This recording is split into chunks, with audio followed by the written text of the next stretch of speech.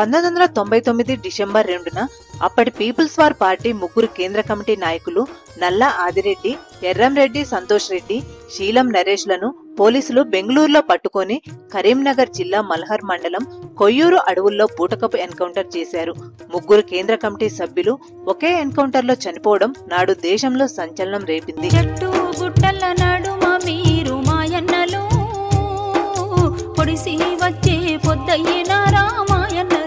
Comrade Santosh Reddy అప్పటి peoples war పార్టీకి ఉమ్మడి ఆంధ్రప్రదేశ్ రాష్ట్ర కార్యదర్శిగా ఉన్నారు. ఆయన జీవిత సహచరే కామ్రేడ్ రేణుక అలియాస్ మిట్కో. కామ్రేడ్ మిట్కో మార్చి 31, 1925న ఛత్తీస్గఢ్ రాష్ట్రంలోని బీజాపూర్ జిల్లా దంతెవాడ ప్రాంతంలో ఎన్కౌంటర్లో అమరత్వం పొందారు. కామ్రేడ్ మిట్కో సంతోష్ ఎన్కౌంటర్ తర్వాత తన భర్తకు కన్నీటితో రాసిన లేఖ. నీకుత్తరం రాయాలనుకుంటూనే మరో డిసెంబర్ 2ను దాటేశాను. మరో డిసెంబర్ 2ను కూడా దాటేయబోతున్నానంటే నమ్మబుద్ధి కావట్లేదు. ఎందుకంటే నా క్యాలెండర్లో డిసెంబర్ 2 అలాగే కదలకుండా నిలిచిపోయినట్టుంది. ఆ రోజు రాత్రి అన్నం తిని తాను కలిసి 4 నెలలైందనే విషయం గుర్తు తెచ్చుకున్నాను. త్వరలోనే తను కలుస్తాడనే ఆలోచనలతో సంతోషంతో తేలిపోతూ వార్తలు చూద్దామని ఓనర్ వాళ్ళ ఇంటికి వెళ్లాను. నేనేం భూమి పేలిన శబ్దాన్ని వినలేదు, ఆకాశం కూలిపోయిన దృశ్యాన్ని చూడలేదు. ఒక వార్తను మాత్రమే విన్నాను. ఎవరి తలుపులతో టీవీ ముందు కూర్చున్నానో ఇంకా నాకు ఆ తలుపుల్ని మాత్రమే మిగుల్చుతూ ప్రసారమైన ఆ వార్తను విన్నాను. నా మనసు ఎప్పుడు జపించే పేరును టీవీ స్క్రీన్ మీద చూశాను. ఇక పూర్తిగా వినకుండా లేచి రూంలోకి వచ్చాను. మొదటిసారి గదిలో ఒంటరిగా నిలబడ్డాను.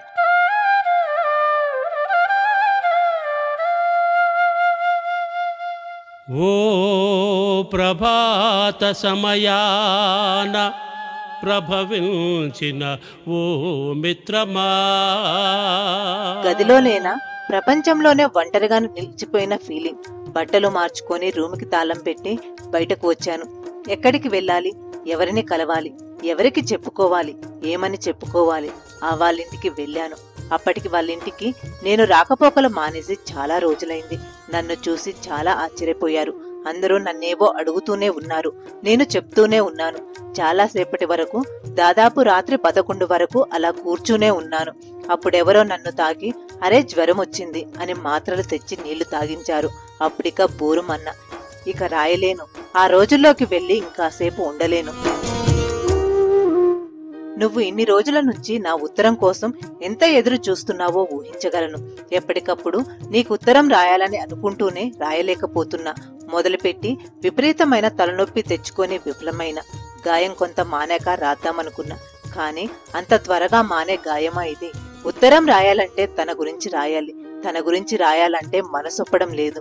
అయినా తన గురించి ఏం రాయాలి? రాసే శక్తి నాకుందా? తన పరిచయం కలిగి ఉండటం ఒక అద్భుతం విషయం అంటే అతిశయోక్తి కానే కాదు. పరిచయం అనే అద్భుత విషయం అయితే తన జీవితాన్నే పంచుకోవటం ఏ మాట సరిపోదు. తనని పెళ్లి చేసుకోవడం అంటే ముందు కొంచెం వెనక ముందాడాను. అంత పెద్ద నాయకుణ్ణి పక్కన నన్ను నేను ఊహించుకోవడానికే జంకాను. కాని తను నా జీవితంలోకి అడుగుపెట్టినా అతి త్వరలోనే ఆ భయాలన్నీ పటాపంచలయ్యాయి. తను ఏ విషయంలోనూ నాకంటే అదుకుడు అనిపించలేదు. చిన్నప్పటి నుంచి నాతో పాటు ఆడి పాడిన పక్కింటి అబ్బాయిలా ఉండేవాడు. రాయాలంటే మనసొప్పడం లేదు. తను నా వైపు చూసిన మొదటి చూపు, మొదటి కరచాలన స్పర్శ ఎంత ఫ్రెష్ గా అనిపిస్తాయో. కొన్ని క్షణాల క్రితమే జరిగినట్టు మరెప్పుడో తనను గతం చేసి ఎలా మాట్లాడాలనిపిస్తుంది. అయినా తప్పదు. ఎన్ని అసాధారణాలు మనకు సాధారణాలు కావాలి, చేసుకోవాలో కదా. ఇప్పటికీ నమ్మబుద్ధి కాదు. చాలా రోజుల వరకు నేను వార్తలు చూడలేదు, చదవలేదు. ఆ ముగ్గురి గురించి వచ్చిన ప్రచురణలేవి చదవలేదు. తను క్లాసులు చెప్పిన క్యాసెట్లు సేకరించాను, కానీ వినలేదు. అంతెందుకు, తాను నాకు రాసిన ఉత్తరాలు డిసెంబర్ 2 తర్వాత వాటిని కనీసం తాకలేదు. అబ్బా, చదవలేను అనిపిస్తుంది. అలాగని నేను అధైర్యంగా కాని బేలగా కాని లేను, ఏడవను కూడా. ఓ రకంగా చెప్పాలంటే గాయాన్ని తడుముకోకుండా, గాయం వైపు చూసుకోకుండా మొండిగా నడుస్తున్నా. ఒక్కోసారి అసలేమైంది అనిపిస్తుంది. ఇన్నాళ్ళు మా మధ్య 3-4 నెలలుండే భౌతిక ఎడబాటు పెరిగింది. ఇది నేను చనిపోయేంత వరకు కొనసాగుతుంది, అంతే కదా అనిపిస్తుంది. మానసికంగానైతే అప్పుడు ఇప్పుడు ఎప్పుడు తను నాలోనే ఉన్నాడు కదా, తేడా ఏముంది అనిపిస్తుంది. నా వల్ల తన జీవితం చాలా సంతోషకరంగా మారిందనే సంతృప్తి మాత్రం నాకుంది. పెళ్ళయ్యాక తనకు వర్క్ మీద కేంద్రీకరణ బాగా పెరిగిందని, తన పనులు మునుపటి కంటే హాయిగా సాఫీగా సాగుతున్నాయని తను నాకు స్వయంగా చెప్పాడు. ఉత్తరాల్లోనూ రాశాడు. చంద్రన్న కూడా అన్నాడు, పెళ్ళయ్యాక తనలో చాలా మార్పు వచ్చిందని, చిరాకు తగ్గి ఓపిక బాగా పెరిగిందని, ఈ 2 ఏళ్లలో బాగా అభివృద్ధి చెందాడని. షా కూడా ఇలానే ఫీల్ అయింది. చాలు అనిపిస్తుంది. ఎంతకాలం కలిసుంటేనేం, ఎలా కలిసున్నాం అనేది కదా కావాల్సింది. విప్లవోద్యమం ఎంత అద్భుతమైందో అనిపిస్తుంది. లేకుంటే అంత ప్రేమాస్పదుణ్ణి కోల్పోయి నేనెలా బతికుంటాను అనిపిస్తుంది. బహుశా ఒక మామూలు గృహిణి ఉంటే గుండె పగిలి చచ్చేదాన్ని. నిన్ను నిరుడు అక్టోబర్లో కలవడం చాలా మంచిదైంది. ఇప్పుడైతే ధైర్యంగా ఉన్నా. అయితే ఒంటరిగా ఉండడం లేదు. మునుపంటే ఎక్కువ మాట్లాడుతున్నా, ఎక్కువ నవ్వుతున్నా. చదవడమే బాగా తగ్గింది. క్రమంగా పెంచుకుంటాను. నాకు అప్పుడప్పుడు సంతోష్ మా నాన్నకు ఉత్తరం రాయాలని బలంగా అనిపిస్తుంది. నేనెవరో తెలియకుండా చెప్పకుండా ఉత్తరం రాస్తే ఇబ్బంది ఏంటి అనిపిస్తుంది. బతికున్నా చనిపోయినా తమ కొడుక్కి పెళ్ళయిందనే విషయం తల్లిదండ్రులకు సంతోషం కలగజేసే విషయం కదా. అన్నట్టు వాళ్ళింటి జాగాలోనే, ఇంటి వెనకాల ఉన్న జాగాలో, అంటే నడిచే దారి పక్కనే తనకి స్తూపం కట్టించారట. పోలీసులు వచ్చి మీటింగ్ పెట్టి ఎవరిని హెల్ప్ చేయొద్దని చెప్పారంట.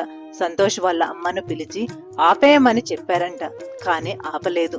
డిసెంబర్ 1న స్తూపావిష్కరణ కాళోజీతో చేయించారట. నాకు వివరాలు పెద్దగా తెలియదు. అన్నట్టు నేను సెంటర్ మారాను తెలుసా. విశాఖలో మహిళా ఉద్యమం చాలా బలహీనపడింది కాబట్టి నా మీద బోలెడంత భారం ఉంది. అఫ్కోర్స్ చేయగలనన్న విశ్వాసము నాకుంది. ఇంకా సిటీ ఉద్యమ పరిస్థితి గురించి నాకేం తెలియదు.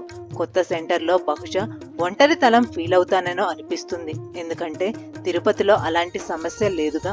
అందరూ నన్ను అభిమానంగా చూసుకునే వాళ్లే. నేను కోలుకోవటానికి కూడా అక్కడ కామ్రేడ్స్ సహకారం చాలా ఉంది. ఖాళీ టైంలో ఇన్నాళ్ళు దూరంగా ఉంచిన కంప్యూటర్ ముందు కూర్చుంటున్నా. దాదాపు సిస్టమ్స్ అన్ని నేర్చుకున్నా. నువ్వేంటి రచనలేం చేయడం లేదేంటి? ఎప్పుడైనా రాయొచ్చు కదా. నేనైతే అరుదుగానైనా రాయాలనుకుంటున్నా. ఈ మధ్య ఒక కథ రాశాను. ఇప్పుడు కాపీ నా దగ్గర లేదు. ఉంటే పంపేదాన్ని. సంతోష్కు నేను రచనలు చేయడం ఇష్టం. అందుకే కొనసాగిస్తా. ఇంకా చాలా రాయాలనుంది. కానీ టైం అయిపోయింది. ఏమైతేనేం నేను నీకు ఉత్తరం రాయగలిగా. బహుశా ఏమన్నా గందరగోళంగా రాశానేమో, తలా తోకా లేకుండా. ఎందుకంటే ఉత్తరం రాస్తుంటే ఏది ముందు రాయాలో ఏది వెనక రాయాలో తోచలేదు. మరోసారి వివరంగా రాస్తా. నేను కొత్త సెంటర్లో వర్కులో పడ్డాక ఆ అనుభవాలతో రాస్తా. మరి అందాక ఉండనా? ఎప్పుడు కలుద్దాం. ప్రేమతో నీ రేణుక. మీ రక్తాలతో జెండా ఎరుపెక్కింది.